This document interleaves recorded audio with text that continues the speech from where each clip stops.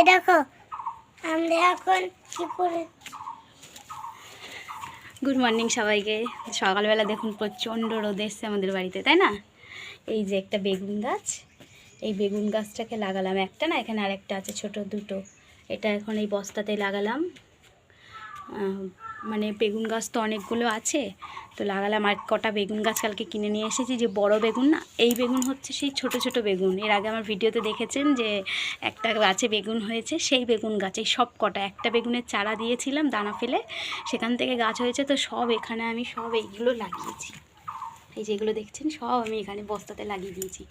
আর দাঁড়ান, কালকে আমি বেগুন গাছ কিনে নিয়ে এসেছি, এই যে দেখা যাচ্ছে, হ্যাঁ এই যে পাতাগুলো কেমন হয়ে গেছে, অবস্থা খুব খারাপ।